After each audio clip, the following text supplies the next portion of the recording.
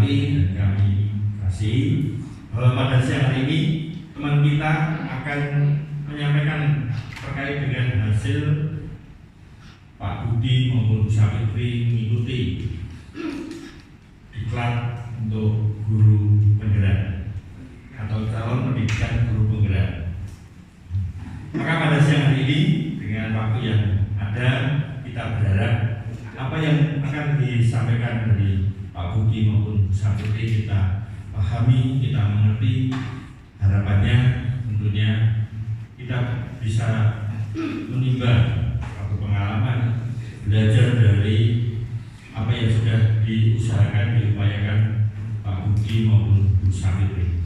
Maka pada kesempatan siang hari ini kita berharap dan kita memohon dengan sangat, ini bukan hanya sebatas formalitas dari Pak Blas maupun Pak Bu Sapitri menyampaikan apa yang dia temukan terkait dengan diseminasi modul 1.4 budaya positif dan aksi nyata dalam upaya usaha pemerintah untuk meningkatkan khususnya di dalam proses pembelajaran. Namun ini juga menjadi kebutuhan kita, menjadi suatu hal yang penting untuk kita pahami.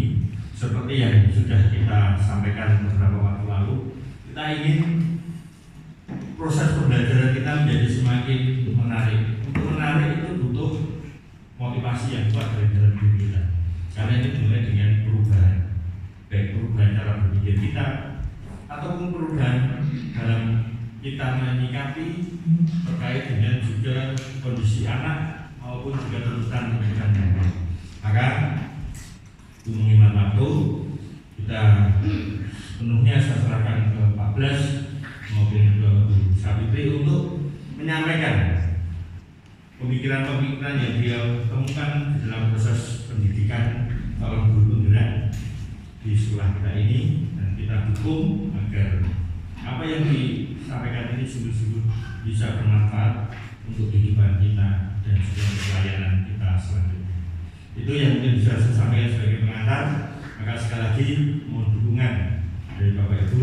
Nanti untuk periode berikutnya akan ada lagi, tapi untuk angkatan ke-6 betul ya?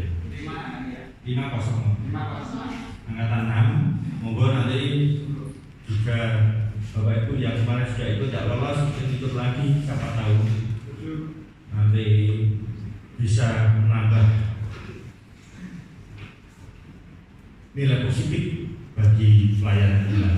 Maka sekali lagi teman-teman, Pak Blas, Pak Bu Sapitri, untuk kesempatan yang baik ini kita ikuti dari awal sampai akhir. Monggo saya serahkan sepenuhnya kepada berdua. Matur nuwun. Nah, kami adalah Mas Menteri juga mengulas lebih tentang pemikiran Gajah Dewantara yang kita yang beliau sampaikan dalam pemikiran beliau adalah tujuan pendidikan itu adalah menuntun segala kekuatan kodrat yang ada pada anak agar mereka sebagai manusia dan anggota masyarakat dapat mencapai keselamatan dan kebahagiaan setinggi-tingginya. Setuju nggak Bapak Ibu ini? Bahwa kita sebenarnya itu mendampingi anak-anak atau bahasa sini menuntun adalah untuk memuliakan anak-anak kita. Setuju nggak? Bahkan saya pribadi, saya mungkin cerita kepada teman-teman staf itu, saya itu balas dendam. Di situ juga kompleks saya adalah balas dendam. Balas dendam kenapa? Waktu saya juga SMP, saya itu hanya sekolah saja, nakal, mungkin kayak gini dan selesai. Tapi tidak ada sesuatu yang menarik di situ. Nah, ini refleksi saya waktu mau mulai dari sini. Ya, jadi intinya kita sebagai pendidik sebenarnya adalah untuk memuliakan anak-anak yang saat ini mungkin belum tahu apa-apa, kita angkat derajatnya. Itu refleksi saya. Berikutnya dari menuntut ini yang kita tahu, atau mungkin dari saya refleksi saya adalah ini dari kita, tulisannya hilang nih. Dari mungkin kita TK atau SD, semboyan luhur ini sudah kita ketahui belum Bapak Ibu? Sudah kita ketahui ya? Bahkan itu menjadi sugesti luhur, benar nggak? Sugesti luhur kita di sini, kami di sini. Sekarang saya mengajak teman-teman dari kita mengajak kembali semboyan luhur ini. Ini tadi karena pindah di laptop. Secara khusus terima kasih Pak Adi dan Pak Tobing nanti yang sudah membantu. Jadi engar susun tulodo, madi mangan karso, tumbuhi handayani. Kita beri teladan, membangun niat dan memberi dorongan. Akhirnya sama kembali yaitu selamat dan bahagia. Menjadi tidak hanya 1% tetapi sebagai manusia dan anggota masyarakat yang munculnya dari peradaban satu bangsa. Itu cerita dari Mas Nadi, gitu. Dan benar nggak sebenarnya kalau kita itu kembali diri kita? Maka saya juga mulai membenahi pembelajaran di tempat saya.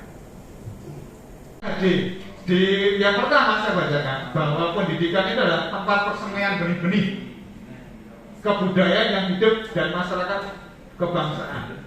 Bahkan ini ada sambungannya dengan POP Pak Darminto, Pak Arihan, yaitu tentang budaya. Budayanya apa?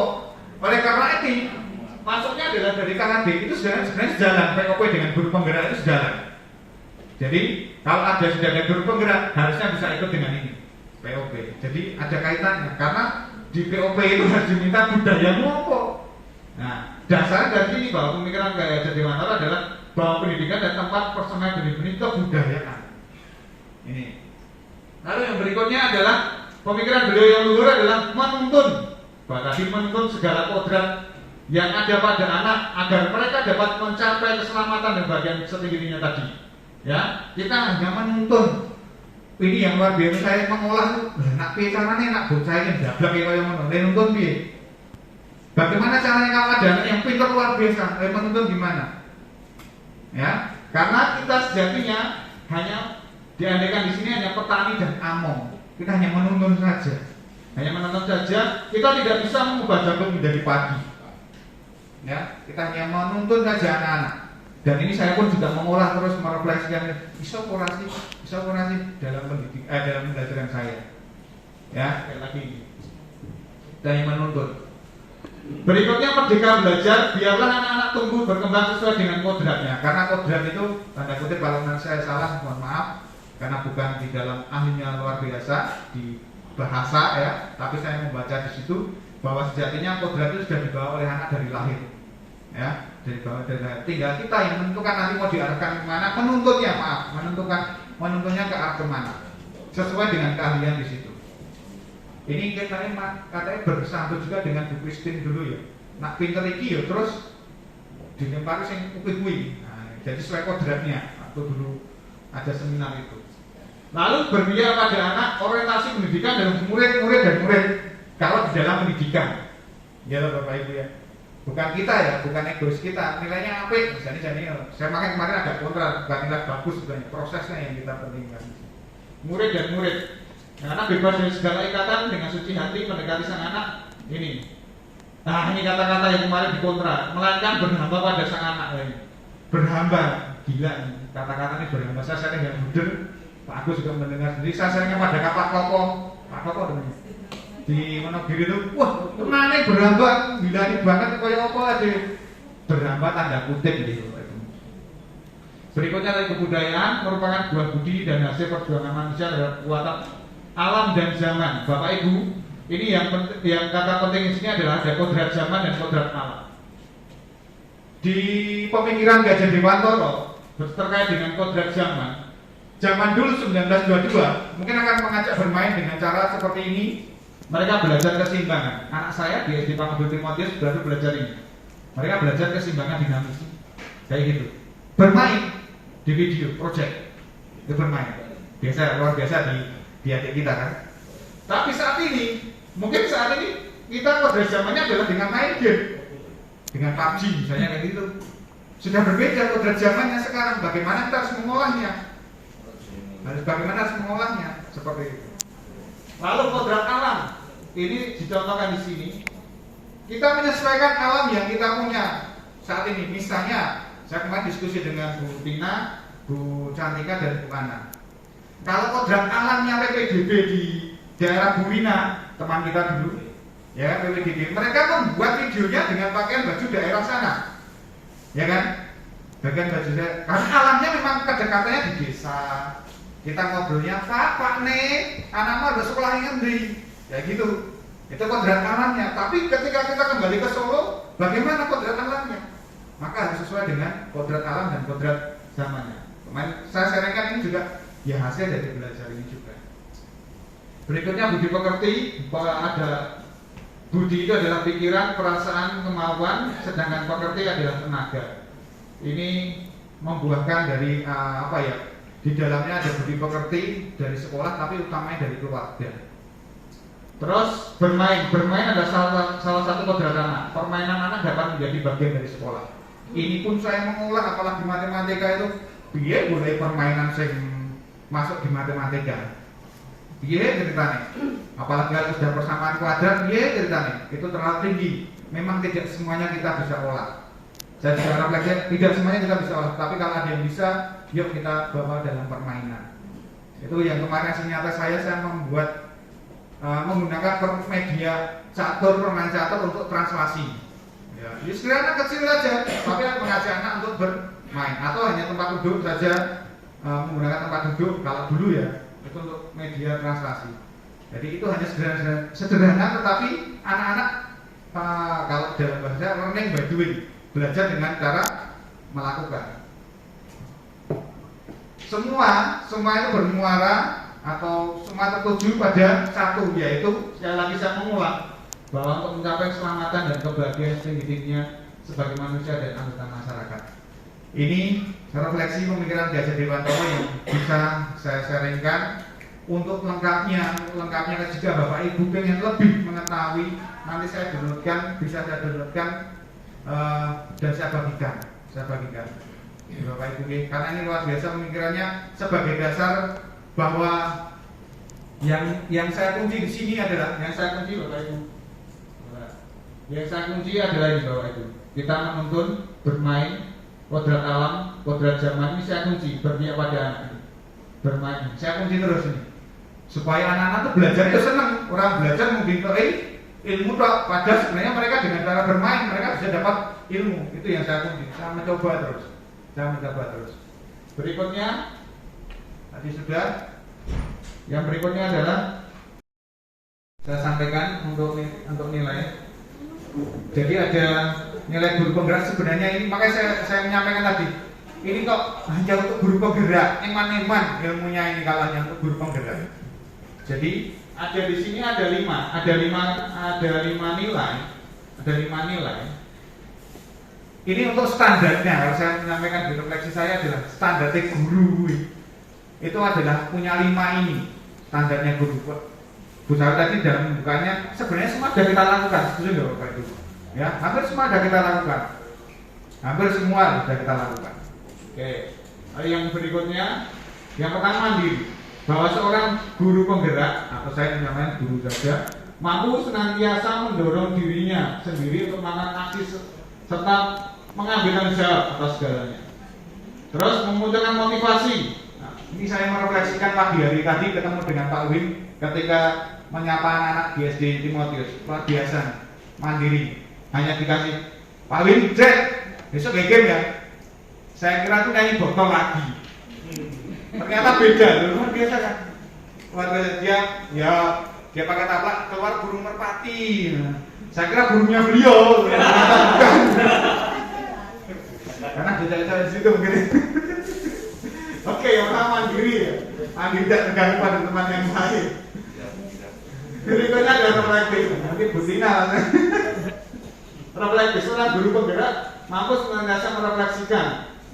Ini dengan refleksi kita mengajak evaluasi kembali pada pengalaman, terus menjadi panduan untuk menjalankan perannya di masa mendatang. Bapak Ibu, tadi tugasnya setiap hari itu refleksi setelah baca ini, refleksi apa yang kamu sudah lakukan, apa yang dalamnya. Pelajaran hari ini saya dua kelas saya memulai berpindah haluan. Tadi teman-teman staf tadi mendengarkan. Yang pertama saya mengajak anak-anak mengulang lagi 7 nilai Yaya Bintang Laut. 7 nilai inti Bintang Laut. Terus Bunda Maria tadi agak lupa karena kita ternyata belum menyentuh. Terus saya minta di awal kita bikin kesepakatan kelas, ini dari sharing dari sudut materi juga di POP, yaitu tentang nilai. Nanti Pak Dar akan mungkin menyampaikan lebih berkaitan dengan ini. Besoknya di IHT mungkin ya, tentang nilai. Dari 7 nilai, Yaya Bintang Laut saya minta anak-anak menuliskan 1 saja, minimal 1, tapi saya mulai dari 1 dulu. Tuliskan apa yang pengen kamu lakukan pada pembelajaran ini. Nanti ada buktinya, saya minta kirim hari ini. Jadi apa yang kamu tuliskan? Misalnya disiplin, saya disiplin. Terus kenapa kamu pilih itu? Loh, saya sampaikan. Atau saya tadi menyampaikan tujuan dulu mungkin ya. Tujuan belajar hari ini apa? Setelah itu sudah ada bayangan tujuannya, setelah itu nilainya apa? Dan saya mulai itu dulu. Terus endingnya saya minta untuk anak-anak merefleksikan. Benar nggak nilaimu tadi sudah kamu lakukan pada jam ini? Sederhana Bapak Ibu, tadi saya juga sharing pada teman-teman Pak Dar dan Pak Agus, ini harus berbeda. Moga-moga iso. Walaupun sebenarnya dalam tatanan di RPP sudah seperti itu belum Bapak Ibu? Ya kan? Sudah seperti itu ya, sudah seperti ada refleksi kan di bagian bawah. Tapi kalau yang sudah melakukan, saya jempol, saya salut. Karena saya sendiri dari dulu sampai sekarang jarang sekali melakukan anak-anak refleksi. Ya, jarang sekali. Tapi kalau yang sudah hebat. Oke, berikutnya inovatif. Di sini yang memang harus inovatif. Tadi seperti Pak Win tadi, inovatif. Kini ngomongin botol, ternyata gambarnya burung merpati, dah beda. Inovatif. Ini wis tahu kok, ya gitu. Inovatif yang baru. Mungkin besok di SD 14 beliau juga punya pemikiran yang baru lagi. Inovatif ini. Ya, sudah ada di tempat Pak Win juga inovatif. Inovatif kan tidak harus dengan teknologi, kan gitu kan? Inovatif nggak harus dengan teknologi. Ya, bahkan kami dituntut Bapak Ibu untuk menulis di artikel di umum.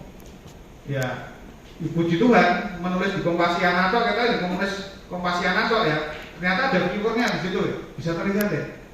Bisa terlihat di situ. Wah, puji Tuhan, ternyata kami hanya istilahnya memodifikasi dan menyampaikan dari pengalaman pribadi. Saya tulis di Kompasiana, ternyata ada viewernya. Ya, itu pengalaman juga menulis yang dulu mungkin diajarkan oleh Pak Eko waktu dulu untuk belajar menulis, saya masih ingat dulu.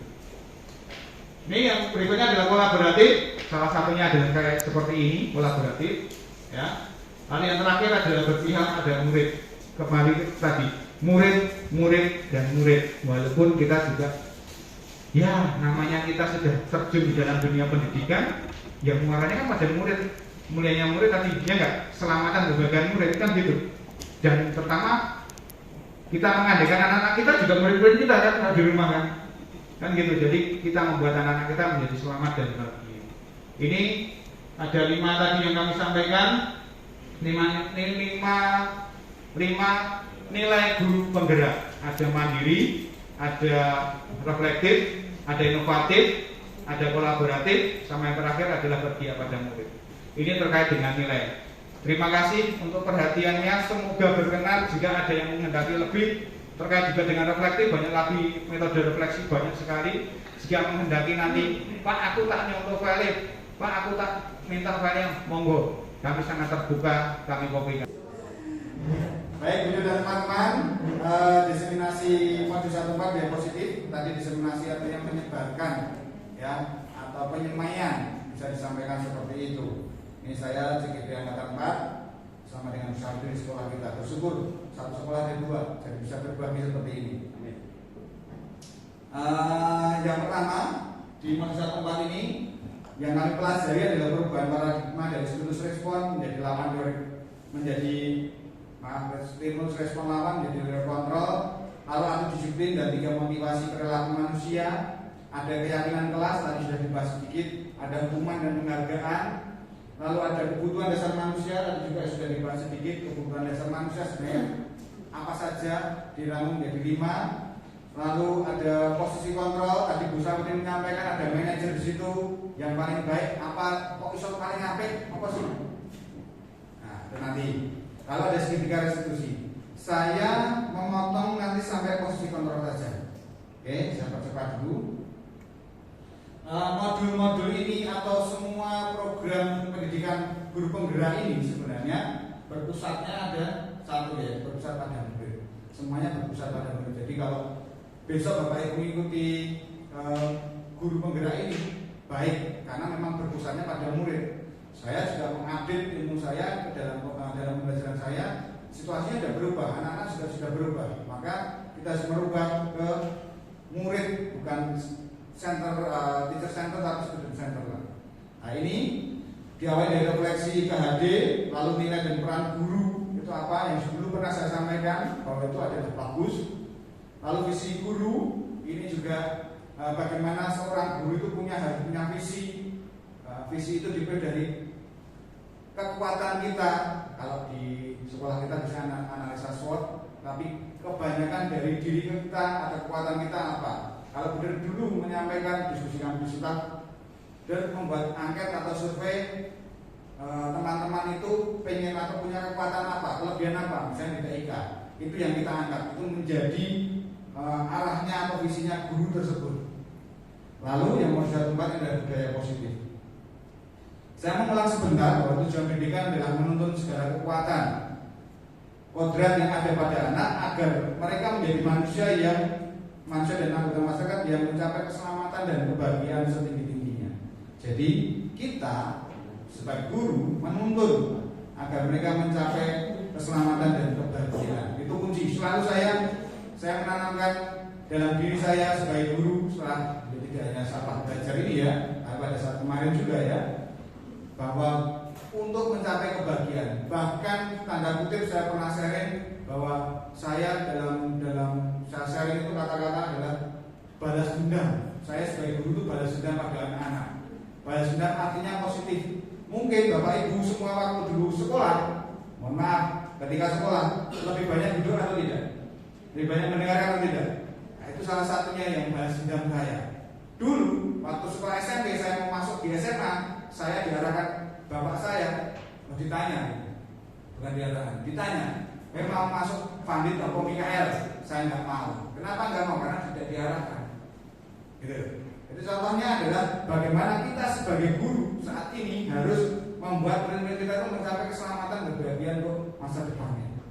Jadi kita mengawali atau mungkin belajar atau pembelajaran hanya dalam buku. Sebentar. Sebentar.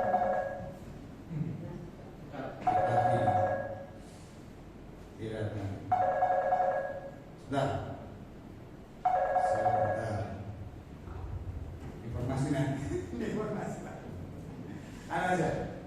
Saya minta tolong Burian bisa disampaikan secara japri saja bahwa teman-teman lulus gitu aja. Gitu gitu. Nah, ini salah satu contoh juga teman-teman bahwa kita situasi apapun kita harus punya solusi. Ya, ini dulu pernah saya sampaikan juga bahwa jangan pernah berhenti pada kesulitan. Tolong di sekretaris.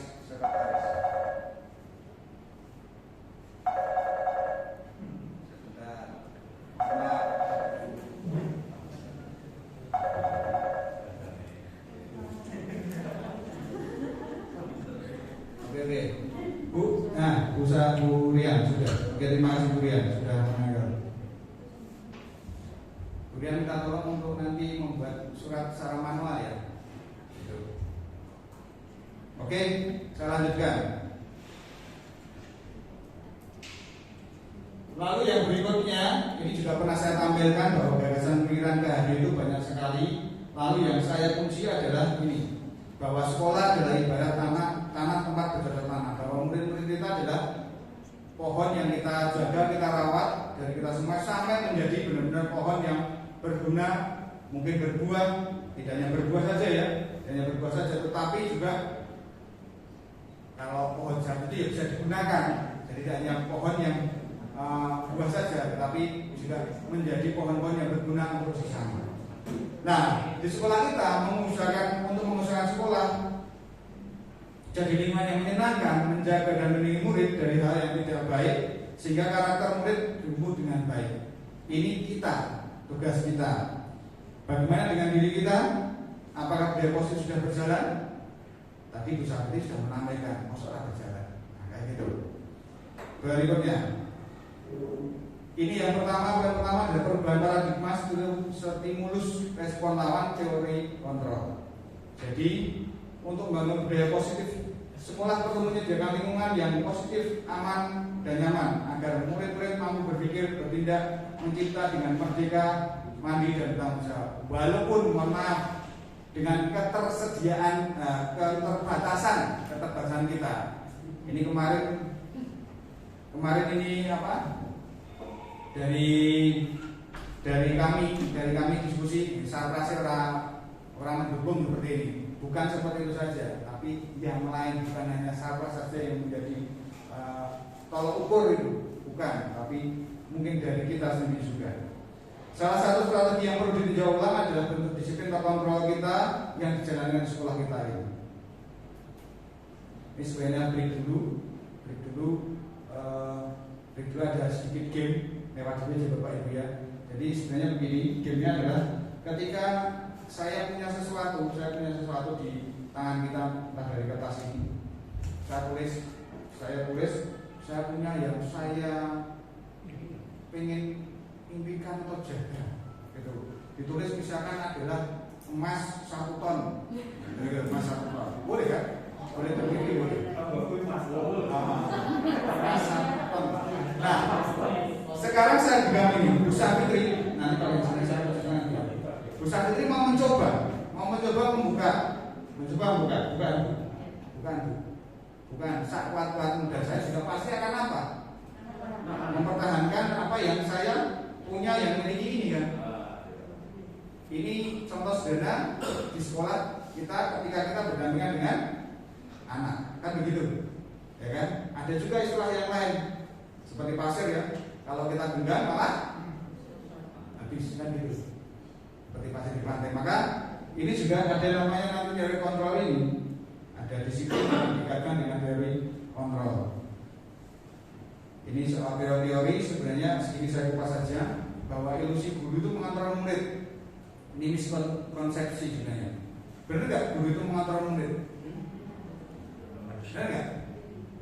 Bahwasanya tidak. Bahwa kita semua adalah anak-anak merdeka, orang-orang yang merdeka. Setuju nggak?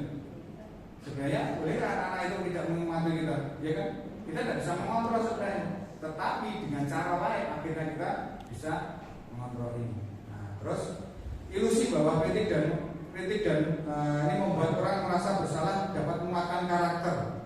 Contoh, misalnya terlambat, salah menguatkan karakter apa ini? Kan kadang seperti itu sudah muncul. Ini urainya banyak, makanya ini bagus nih kalau nanti di kelas ini. Ilusi bahwa semua penguatan positif negatif bermanfaat. Saya bacakan ini yang saya garis bawah ini. Bahwa kemungkinan murid akan menyadari dan mencoba untuk menolak bujukan kita. Ternyata penguatan positif misalnya, ayo apa ini misalnya dasinya dipakai dengan benar. Itu kan penguatan positif loh. Bisa jadi ketika murid mungkin sudah tidak lepas dengan kita, kan diindahkan, tidak jangka panjang. Berarti sebenarnya itu tidak berlaku lama, kan begitu? Tidak berlaku lama. Ilusi bahwa orang dewasa melihat atau memaksa, ini kan ilusi saja sebenarnya. Sebenarnya tidak bisa kita, ya kan? Tidak bisa. Saya tulis di sini, saya garis bawahi, memaksa tidak akan efektif dalam jangka waktu panjang. Terus juga, pada yang kita tunjukkan tadi adalah apa? Yang tadi di awal adalah ini kan untuk mencapai keselamatan setinggi-tingginya di masa depan anak-anak. Oke, berikutnya kalau ini boleh Bapak Ibu nanti saya di sana ini bagus sekali bahwa kita itu menanggapi atau membuat pandangan tentang dunia itu bagaimana. Kalau ada stimulus respon tentang dunia, bahwa realitas kita itu semua sama. Tetapi teori kontrol kita semua berbeda. Setuju nggak Bapak Ibu? Tadi ada anak kita Kevin, ya kan, berbeda. Maka harus ada penanganan yang berbeda-beda, kan gitu. Lalu semua orang melihat hal yang sama, bahwa kalau misalnya taman itu misalnya satu warna itu indah, ada bentuk satu warna itu indah. Setiap orang melihat gambaran yang berbeda. Kita mencoba mengubah orang agar berpandangan sama dengan kita. kita yang pada teori kontrol tentang dunia, kita berusaha memahami pandangan orang lain dengan dunia, ya, tentang dunia. Ini teori kontrol itu bagaimana kita mengontrol, misalnya begitu, misalnya mengontrol orang. Lalu saya bacakan juga bahwa semua perilakumu itu tujuan. Bahkan yang hari Sabtu Minggu kemarin Bapak Ibu Wali kelas mungkin agak diributkan dengan anak-anak bertanya rahasia HP. Ada wali kelas yang di sini tanya. Nah ini semua perilaku masih memiliki tujuan. Oke, yang tahu saja ya, tidak ditanya yang tidak tahu. Karena kan dibahas besok juga. Hanya Anda yang mengontrol diri Anda, setuju nggak? Bahwa kita sendiri yang mengontrol. Ini pertanyaan reflektif pada saya pribadi. Lalu Anda tidak bisa mengontrol orang lain, terus kolaborasi dan konsensus menciptakan pilihan baru. Sering saya dengan Buddha diskusi dan ajak diskusi, setuju nggak? Jadi kemarin kan, yuk kita kolaborasi. Saya dengan Buddha ajak diskusi aja, duduk semeja kita diskusi, kan gitu. Jadi kita ajak diskusi seperti ini. Lalu model berpikir menang dan menang, atau ini Bu Dwi, Pak Eko, Pak Mujari, Pak Amin pasti mengetahui ini, yaitu win-win solution. Pak Toping juga, ini ketika kita LK pasti ada salah satunya ini kan, yaitu win-win solution. Ini juga yang teori kontrol. Jadi tidak hanya kita yang menang, tapi sama-sama menang. Kita menang, Anda juga menang. Menang dalam artian apa? Nanti. Yang berikutnya konsep disiplin positif dan motivasi. Definisi yang merdeka menurut Gajah Dewantoro ini tidak lepas dari perintah, akan tetapi cakap buat memerintah diri sendiri. Kemudian Bapak Ibu, RPP Merdeka Belajar. Ini saya sendiri. Merdeka Belajar atau Merdeka? Ternyata tidak dari saya sendiri. Merdeka Belajar dan memang saya menguasai diri saya. Artinya apa? Cakap untuk memerintah diri sendiri bahwa saya besok akan ngajari kayak gini. Itu saya. Memang itu yang sudah saya siapkan seperti itu. Jadi kata-kata merdeka itu cakap untuk memerintah diri sendiri, bukan merdekanya bebas.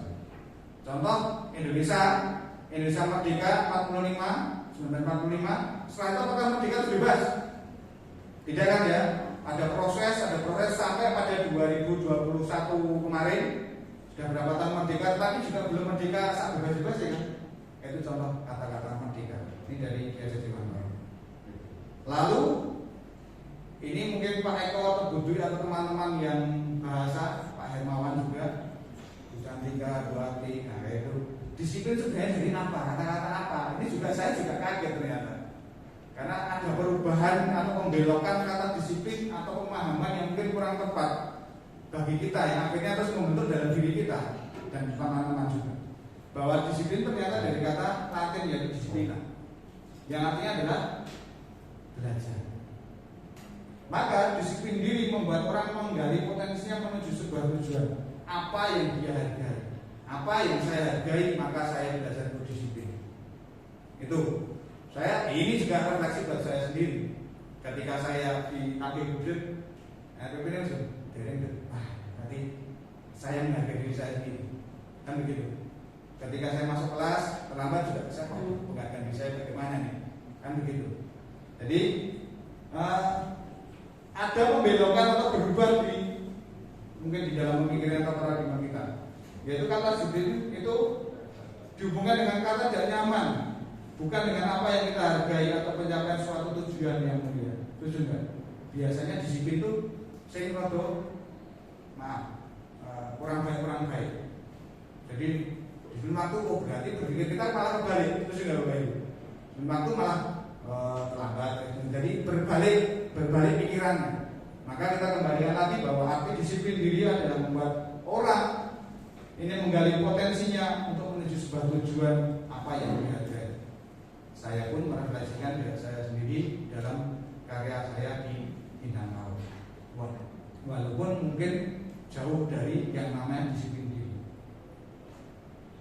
Berikutnya ada 3 motivasi perilaku manusia yang ada hubungannya dengan disiplin tadi. Motivasi eksternal, ada motivasi internal. Ini motivasi eksternal contohnya adalah apa? Untuk menghindari ketidaknyamanan atau kuman. apa yang akan terjadi apabila saya tidak melakukannya. Berarti motivasi eksternal. Nah, contohnya misalnya begini, saya tidak mengumpulkan, saya sering dengan betul, saya tidak mengumpulkan RPPD. Ya, karena apa? Buat dia hukumannya kan gitu bisa jadi. Atau anak-anak kan seperti itu, takut karena apa? Motivasi eksternalnya, bukan internalnya. Lalu ada juga motivasinya eksternal dan mendapatkan imbalan. Kalau saya nanti bisa bikin kanva yang bagus, saya nanti dapat hadiah 100 juta. Nah, gitu. Itu berarti motivasinya dari eksternal, bukan dari diri. Tetapi yang baik adalah motivasi internal, bahwa menghargai diri sendiri, menjadi insan sesuai dengan harapan kita. Jujur, walaupun belum mengarah jauh ke sana, mengarah ke jalan itu, tapi sedikit. Contohnya apa? Yaitu dengan PKB.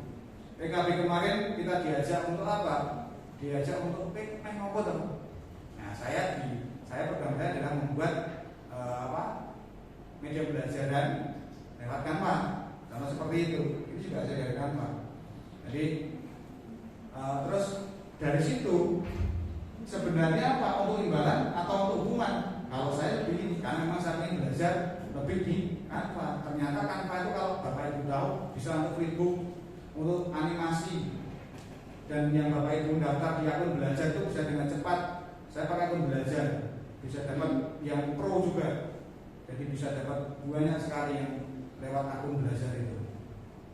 Maka pengen dapat apa? Kalau saya sharing itu selalu sharing adalah gini.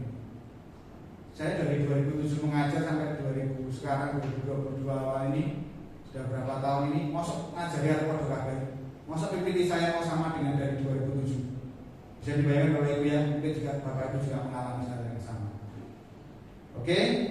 Lalu keyakinan kelas, hukuman dan menghargai. Tadi ini keyakinan bahwa kita mungkin lebih kuat jika ada suatu keyakinan yang dibangun bersama. Di sekolah kita sebenarnya sudah ada, yaitu apa Bapak Ibu? Di awal tahun sebelum pandemi, apa Bapak Ibu? Butuh ya, membuat apa? Apa kira-kira apa? Keyakinan bersama. Apa butuh? Ya, teman-teman, Bu Baska, ini apa butuh? Ya, komitmen kelas. Benar. Sebenarnya itu diawali dari keyakinan. Saya kemarin di semester 2, awal semester 2 saya membuat keyakinan kelas, kesepakatan kelas dulu. Yang harapannya dari anak-anak semua menjadi satu keyakinan. Maka menjadi PR juga saya selaku kesiswaan juga bahwa perlu ada komitmen kelas lagi. Begitu. Ini juga menjadi PR lagi, menjadi refleksi saya. Oh, berarti perlu menang komitmen menang. Karena memang sudah lama kita tidak membuat seperti itu. Oke. Ini pernyataan keyakinan kelas senantiasa dibuat dalam bentuk positif. Selalu positif, saya menggarisbawahi yang penting saja dulu. Terus akan ini bersedia ditinjau kembali waktu ke waktu. Keyakinan kita apa keyakinan kita kalau sekolah itu? Visi misi ya gitu ya. Itu kan bisa ditinjau ulang juga. Benar tak kita visi kita? Contoh kita sudah punya, nggak punya ya. Bapak Ibu yang baru mungkin bisa melihat di kelas-kelas. Ya, peninggalan bisa. Tidak perlu banyak-banyak. Kalau komitmen dulu hanya 5, ya betul ya, 5 aja kan dong ya. Oke, nanti peraturan nanti ada sendiri. Ini juga, ya ini berefleksi dari kata-kata hukuman dan sanksi. Berefleksi dari hukuman dan sanksi. Ini nanti akan ada pertanyaan-pertanyaan buat Bapak Ibu.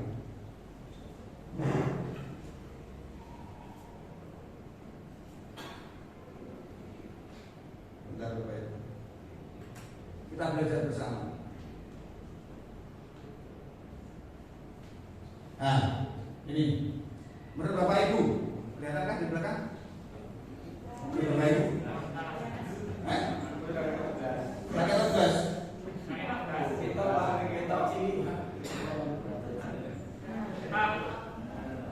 Coba ya. Saya coba ya. Mari Bapak Ibu.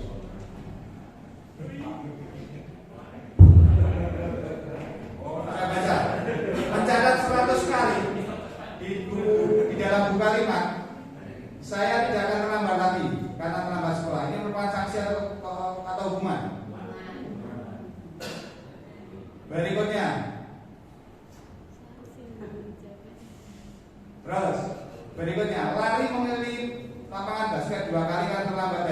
sanksi atau hukuman. Berikutnya, Bapak Ibu, ini dasarnya dari sini loh ya. Jadi dari kita juga ya, kita belajar juga menganalisa. Membersihkan coretan yang dibuatnya di meja tulis. Ini sebenarnya malah bikin game. Murid itu centang, tapi tidak kelihatan warnanya, tapi centangnya kelihatan warnanya. Murid diminta untuk pusat 15 kali karena tidak menggunakan masker ke sekolah. Centangnya apa? Oh ya, hijau berarti centang. Sorry, hijau berarti centang. Benar. Menggantikan kertas tugas teman yang telah dicoret-coret. Ini centang. Berjemur di lapangan basket pukul 12 siang karena mengobrol dengan teman.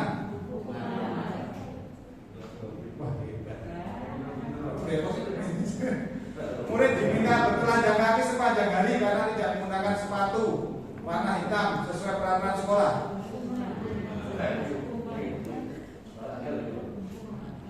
Apa?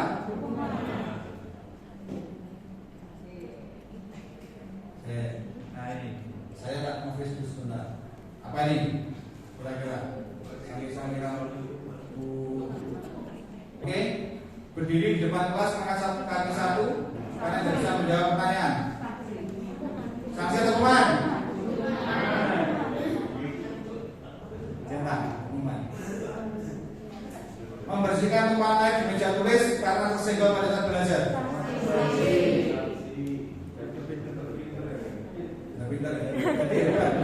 Kehilangan 10 menit jam istirahat untuk mengerjakan tugas karena datang terlambat, datang tinggal masih 1 menit. Biar kurang dikit Bapak Ibu. Duduk di bangku di pinggir lapangan pada jam istirahat tidak disekan bermain oleh berpikir karena mencederai teman saat bermain di lapangan. Ayo, sanksi hukuman.